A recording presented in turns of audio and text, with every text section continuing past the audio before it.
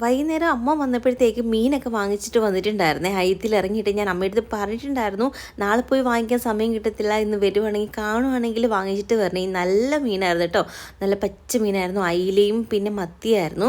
അങ്ങനെ പിന്നെ അമ്മ വന്നതിൻ്റെ പിറകെ കുഞ്ഞൻ പിന്നെ പോകാൻ ഇറങ്ങി. റെയിൽവേ സ്റ്റേഷനിൽ പോവുക കേട്ടോ.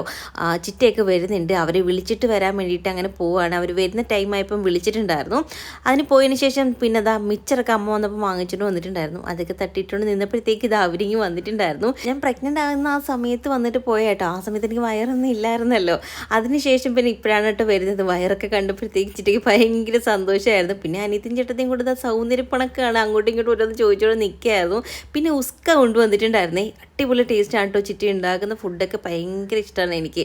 അങ്ങനെ അന്ന് ഇതോട്ട് കൊണ്ടുവന്നപ്പോൾ ഇങ്ങനെ കൊണ്ടുവരാമെന്ന് ഇങ്ങനെ പറഞ്ഞായിരുന്നു. അപ്പോൾ അവിടുന്ന് ട്രെയിനിൽ വെച്ച് കഴിക്കാൻ വേണ്ടിയിട്ട് കൊണ്ടുവന്നതാണ്. അതിൻ്റെ കൂടെ ഒരു പാത്രത്തിൽ കുറച്ചും കൂടെ കൂടുതലായിട്ട് എടുത്തിട്ടുണ്ടായിരുന്നു ഞങ്ങൾക്ക് വേണ്ടിയിട്ട് കേട്ടോ. പിന്നെ ഇതാ ഓരോ സാധനങ്ങളിൽ പെട്ടി പൊട്ടിക്കുന്ന പോലെയാണ് ബാഗ് പൊട്ടിക്കുന്നത് കേട്ടോ. ഗൾഫിൽ നിന്ന് വരുന്ന ഒരു ഫീലാണ് ഞങ്ങൾക്ക്. അങ്ങനെ ഓരോ സാധനങ്ങളൊക്കെ എനിക്ക് കൊണ്ടുവരുന്ന സാധനങ്ങളും ഒക്കെ എടുത്ത് കാണിക്കായിരുന്നു. പിന്നെ രാത്രിയിലേക്ക് നമ്മൾ ഫുഡ് പുറത്തുനിന്ന് വാങ്ങിച്ചു. പൊറോട്ടയും ബീഫ് ഫ്രൈ ആണ്. എനിക്ക് ഭയങ്കര ഇഷ്ടമാണ് കേട്ടോ കേരള പൊറോട്ടയും ബീഫ് ഫ്രൈയും.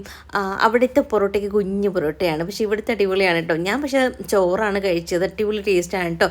പിന്നെ ഞങ്ങൾ കാര്യങ്ങളൊക്കെ പറഞ്ഞ് അങ്ങനെ ഇരിക്കരുത് ഒരു 11 മണി വരെ.